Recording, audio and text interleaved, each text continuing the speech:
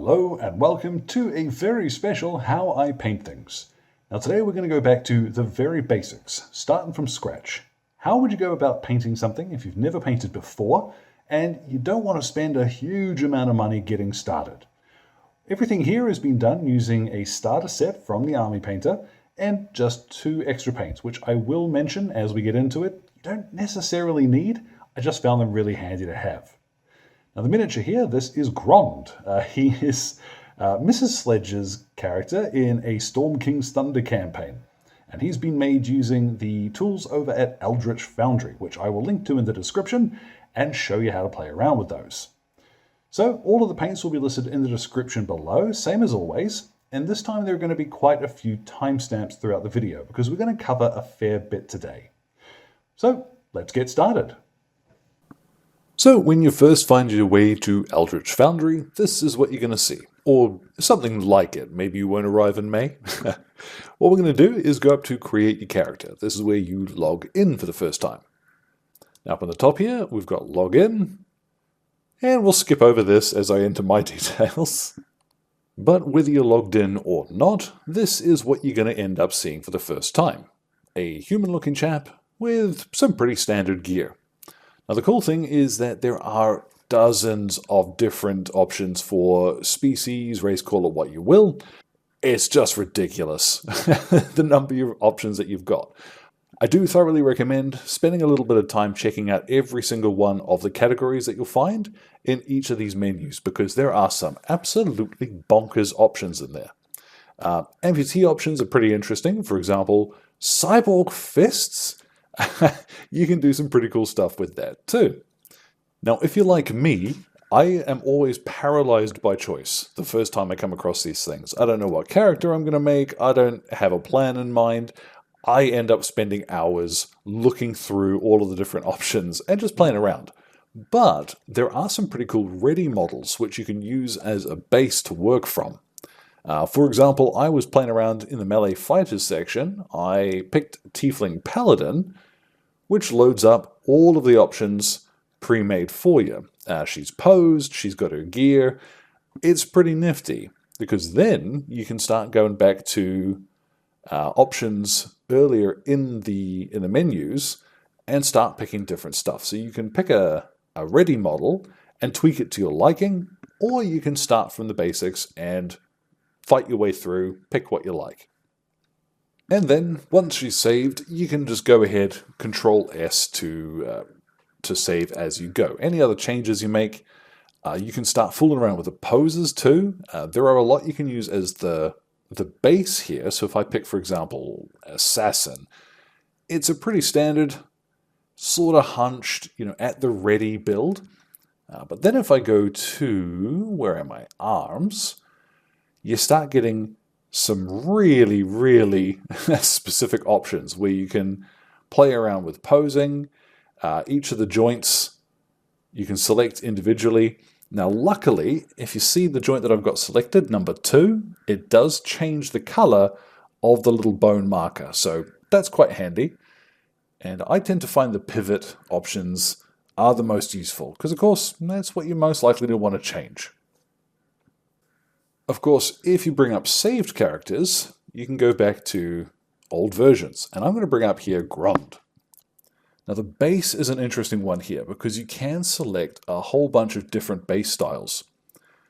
There isn't, that I've found, a way of selecting one without a base. However, when you order them as an STL, and I'm pretty certain as a finished miniature, the base does come as a separate piece to the rest of the model. So don't worry too much, it doesn't cost you any extra, and if you don't want to print it, you can just ignore it entirely. All the same, I am going to pick one because it's quite handy to have something which I can either use here for Grond or for one of the other characters that I want to play with. Let's leave him on the street there. Now, interestingly enough, under the pose section, you can still rotate the base. So even if you do decide to use them as a single piece, there we go. That'll look a little bit more interesting. So because I am going to print them at home, select them as a digital download, add to cart, And the rest, well, I'm pretty sure you can figure that one out. Now, before we get right into the painting, I figured it would be useful to have a look at some of the tools that you're going to be using to, well, get started. Now, I've got laid out here just a handful of what we're going to be using today. The paint selection that I've got, this is from the Army Painter's starter set.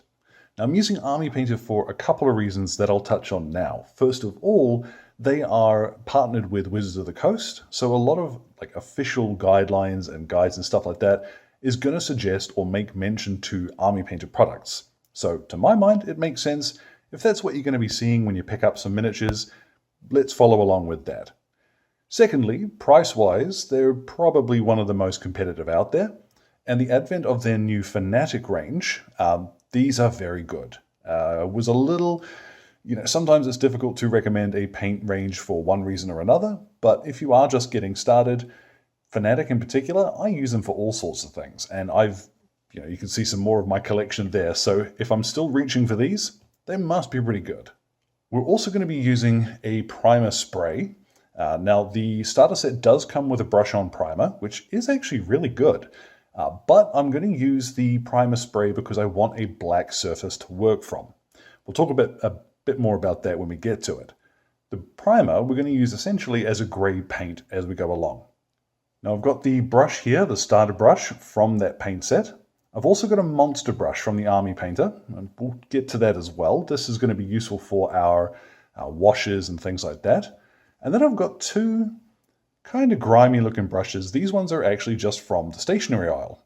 If you go down to most stationery stores and what have you, they'll have those really kind of nasty looking cheap brushes, synthetic tips and all that.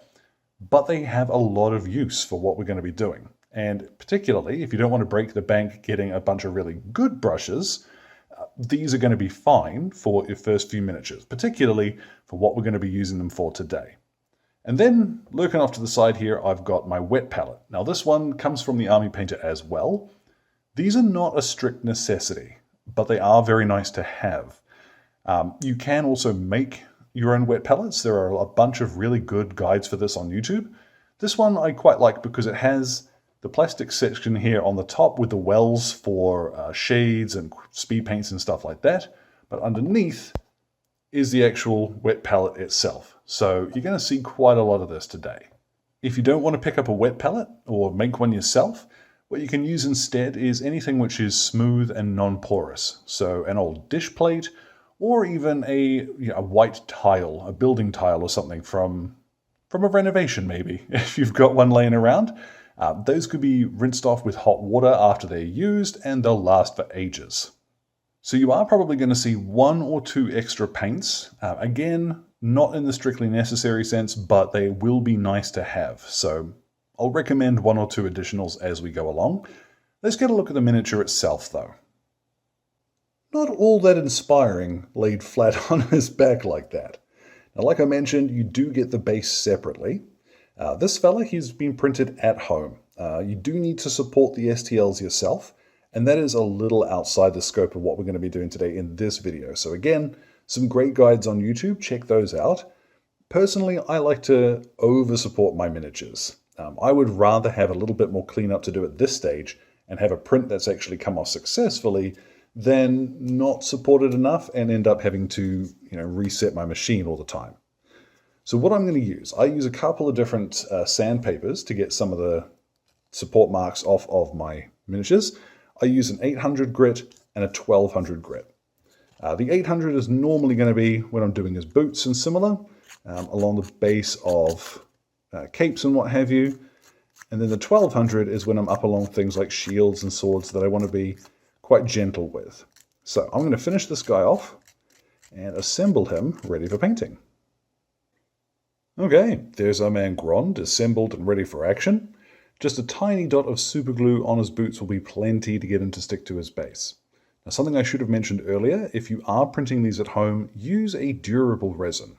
I'm using here the ABS Like 2 from Eldritch, but anything which is relatively tough is going to be a better choice. Water-soluble or water-washable resins are going to be tempting because they're a little bit easier to process, but these ABS-like printed miniatures, I have dropped one from standing height, and they bounce. So don't let anybody tell you that resin miniatures have to be brittle.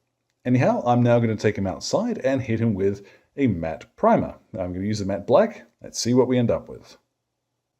And then, everything going according to plan, you'll have a primed miniature.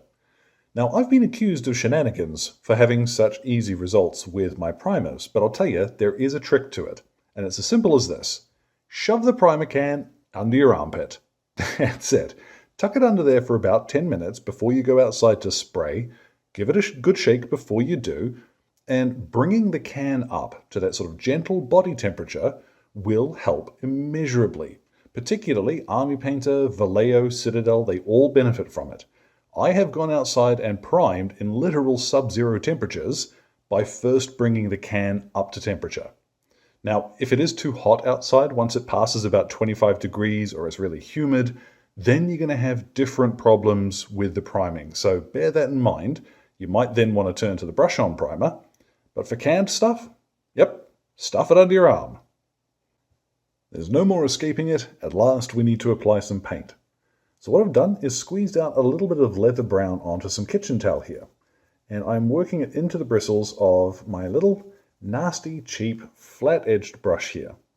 What we're going to do is a method, it's quite similar to dry brushing, if you've heard of that. This is overbrushing.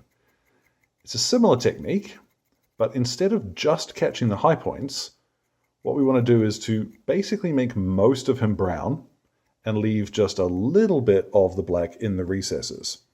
So it's a very quick shading technique, and particularly if you have primed him in black, it'll make seeing what you're doing for the rest of the miniature a little bit simpler.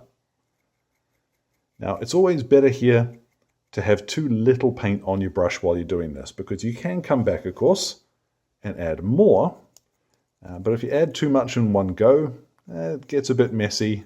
You might have to prime them again, but that's a real outlier. So as you can see, just blasting over everything.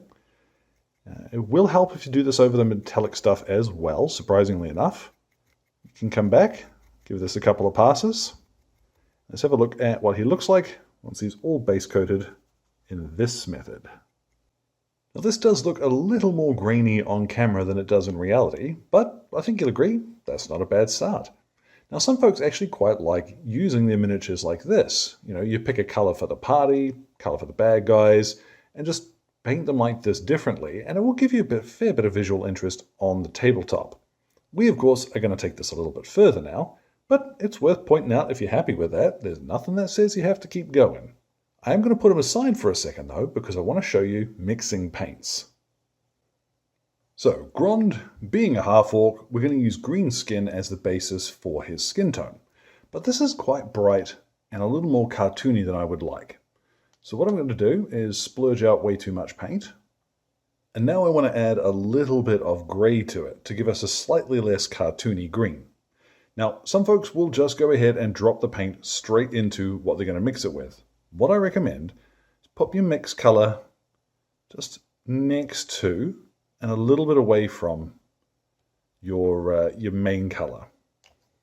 And then, getting little bits at a time, you can start mixing in and slowly working them together until you see the color that you want in the middle. That is way more what I had in mind. So now, with those two colors mixed, I've got my skin tone for Grond. So when I'm talking about mixing any colors, this is how I'm referring to doing it. You know, don't just pop two colors straight on top of one another on your palette, because it doesn't give you any control over your mix. And so now, still using that size 2 brush, what I'm going to do is pop this over Grond's skin. Now, because it's got some of the primer in it, this is actually going to cover extremely well. But take your time as you come close to any other areas, like his shawl or his hair or what have you, and whatever your adventurer happens to be wearing. Don't worry too much if you do hit other bits though, because we're starting at the bottom with his skin, because we're likely to make a mess. Anything that we splurge over, we're going to paint later anyway, so it doesn't matter in the least. Now you may find that takes 2 coats to get a nice smooth coverage. What I recommend is once you've applied the first, if you see that it's not covering perfectly, just let it dry and come back and put a second over the top. If you keep trying to apply paint over a first coat that isn't dry, you're just going to make a dreadful mess. Now flipping them upside down so it's a little easier to reach, I have here some matte white, and we're just going to quickly daub in his teeth. Now, I'm doing this now because if I splurge over the rest of his face, which is pretty likely, there we go, I've still got that skin tone mix on the palette so I can tidy that up. If you do want to paint the eyes, you can quickly slash in a little bit of white across the eye just to fill that out now, because we can tidy it up in the same way as we will the teeth. Now I'm going to very carefully, vertically rather, put a black line over the eye and all over the bleeding face. But now, because my wet palette has kept my skin tone mix workable, I'm going to go ahead and start cleaning up those bits where it's splurged over. Take your time here, and you can also tidy up his eyes. Now that's going to look quite intense and staring at this point, but once we shade him, his eyes are almost going to disappear. This is part of the reason why, personally, I ordinarily don't bother with painting miniatures' eyes at this scale, but some folks do get quite precious about it, so it's useful having a very quick technique to get it done. What we'll turn to next is some more of that primer, and here I'm going to paint in the front of his shirt and his cape. So this I want to be a little bit more careful with because I don't want to hit his skin, but otherwise nice and quick to do.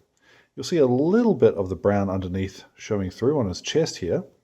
So like I said, once this coat is dried, we'll come back and give it a second one. Now angling your miniature to paint it a little more easily might seem like very simple knowledge to some, but I have seen folks just hold it completely upright and try and paint everything, from one direction. But remember, you have got a miniature that you can manipulate in 3 dimensions. So move it around a little and you will find it easier to reach some of those tricky little points. Now this here is a perfect place for me to illustrate that point. That is one coat over the cape. Let's go ahead and apply a second. And this is a little bit thinner than it should be, I would suggest, but there is our nice mid-tone grey from that primer. Now on my palette, I've mixed about half and half of that primer with some ultramarine blue, because I don't really want a bright cartoon blue bedroll, but I do want this to look a little more interesting than just brown or grey. So again, we turn to mixing. The beautiful thing about this starter set is that most of the colors you can imagine, you can mix from the constituent parts here. Now with that mix, I'm going to paint in the trim on his cape. And if I do end up splurging over slightly, I'm not too worried, because I will be able to go back with a little bit of that primer again. You'll notice this is all very chill. There's nothing you can normally make a mess of so badly. You can't just fix it with a little bit of the previous color. Now, while I've still got that blue on my palette, I'm going to go ahead and paint in this little bottle here. And with some green skin, I'll do the other 2 bottles.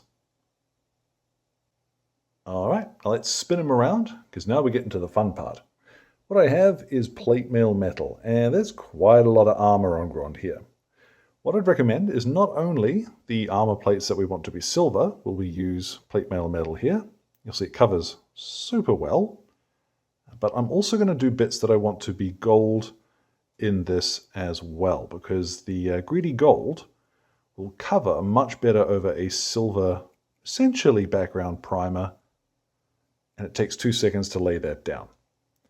So take your time here, and laying down a little bit of plate mail metal. Now, like I mentioned, that is probably the bit that's going to take a while. There's quite a lot of silver on them. Now, just stepping out slightly, what I've got here, this is some of the red, the blue, and the brown, and I've made a grimy purple. It was on my palette, and I figured this is going to work quite well for a leathery, sort of purple weapon haft here. Now, part of the fun of this is in working what you've got. And if you have just a handful of colours which are still damp on your palette, well, easy as that. I've got a slightly more interesting colour. And now we're going to turn to that greedy gold I mentioned earlier. This is going to look super bright going on, but remember we are going to shade this. So as much trim as you want to paint in this as you like. And then for a slightly more faded old gold finish, what I've done is mixed in about half and half greedy gold with plate mail metal. And you get kind of a bronzy finish, looks properly old. Now I've mixed in a tiny wee dot of that brush on primer to some matte black, because using a straight black isn't all that visually interesting. But if we make it a grey, then when we wash this later, it's going to look a little bit more interesting. You can also use part of that mix to paint in part of the floor there. And on that note, what I've done is dropped in a tiny bit of red until I've got a deep brick red. I've mixed that into my black and grey, and I'm going to use this to quickly blast over the top of these bricks. Now the last thing that I'm going to do is go back to some leather brown and tidy up a couple of the straps that I've hit.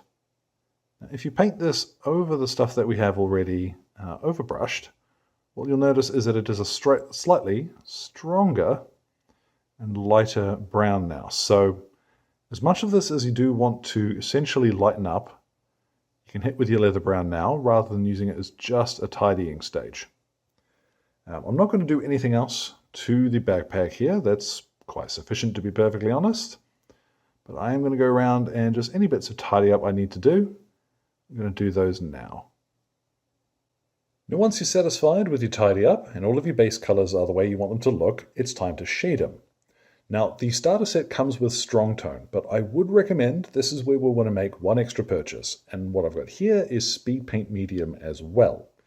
I've mixed strong tone and the medium together 1-to-1 in one of these little wells on the wet palette. You don't, strictly speaking, need to thin down the strong tone, but it gets pretty intense if you don't. So as a matter of personal taste, I like to thin it down. I've got my monster brush all loaded up with the stuff. And what we'll do is start applying this over the entire miniature. You'll see very quickly what that strong tone does. Now, when you apply this, you want to have quite a bit on your brush so that it flows naturally into any recesses. But if you get big klodgy areas where it's settling very heavily, as it dries, you'll get like a coffee stain or a tide mark sort of appearance, which you want to avoid. So as you apply it, give it a couple of seconds to settle, and then if it looks like you're getting big heavy areas, shift it around with your brush while it's still wet. This is why it's important.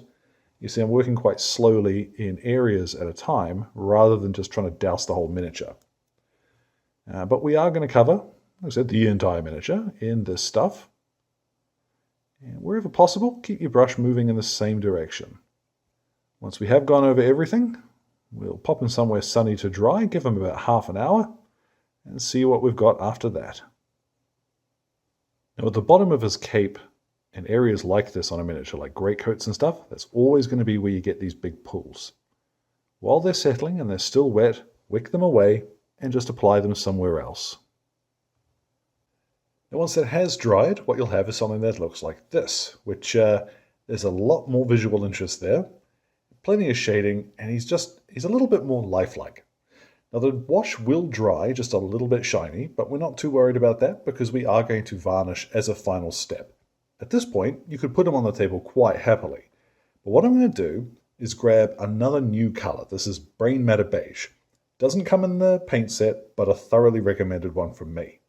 You could use white for this, but I tend to find that mixing white into colors, it's not a true highlight. Brain Matter Beige with just a little bit of almost a pinkishness to it works much better to bring us a highlight color. So what I'm going to do for my highlights is go back to those base colors and add just a tiny smidgen of Brain Matter Beige at a time until I'm satisfied that what I've got It's going to give me a color I can use to highlight with. So along the gray here, for example, a little bit of beige and some of that brush on primer again, still using that as our gray. When it comes to highlighting capes, it's a little bit trickier just because of the size of the area that you're trying to brighten up. But I tend to find lots of little short brush motions, starting from where you want the brighter color and working out, will often help with that. It's a little bit stylistic, like this is not 100% accurate, but we're not going for realistic, are we? We're painting a half-orc. Now, once you're satisfied with the gray, you can do the same to the skin. Now, skin's a little bit trickier. Highlighting faces can be quite a challenge. So just concentrate on areas like his brows, his nose, and his chin. And that'll add a bit of character to that without having to do a huge amount of work.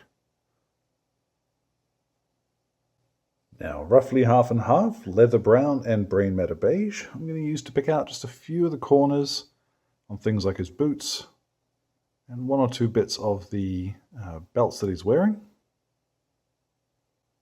You can also have a bit of fun on his backpack with that, make that look a little bit more interesting.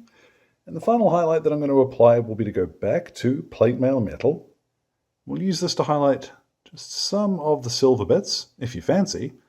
And you can also use the edge of your brush to drag along the edge of these bronzed and even the gold parts. That'll look a little bit more realistic. And then once you're satisfied with your highlights, whether you've done any or not, it's time to varnish them. Now, I recommend picking a varnish that you like and buying a few bottles of it, basically. I've got here Instar's Varnish Plus. You can use any old varnish. I like a matte myself. You can also use a spray-on varnish, but I tend to prefer the control I get for being able to brush it on myself. All the same, once I've done this, he will be pretty much ready. I'll go ahead and I'll paint the rim of his base in black as well. Let's get a look at what he looks like once this varnish has settled and dried. And so there at last, our hero is complete. And I think, despite having dipped out, I did buy, like I said, Brain Matter Beige and the Speed Paint Medium, but you could just as easily use white and a little touch of water in the strong tone just to break up the surface tension and get it to flow a little bit more. It's really a matter of experimenting, and I actually found it quite entertaining to try and do something using such a limited palette of paints, because you've seen my collection. Ordinarily I would just reach for whatever I needed. But instead, going back and doing something from scratch like this really was fun. So even if you've never painted before and you've got very limited experience with a brush in your hand, give it a shot. It's not all that difficult and immensely rewarding when it turns out the way that you'd hope. So again, thank you very much to Eldritch Foundry for letting me have a play with their character creator. Grond here is going to go and hopefully clobber somebody within the not too distant future. As well, thank you to Exit 23 Games for the light and sound equipment, and all of my wonderful patrons who are keeping me ticking in paint and glue, and importantly, resin, including my gorgeous producers who are showing up on screen now. Your support makes this possible. Now, any questions or anything, feel free to drop them in the old comment box below. My Twitter and Instagram are both linked there too. So thank you very much for your time today, one and all, and you all enjoy the rest of your day.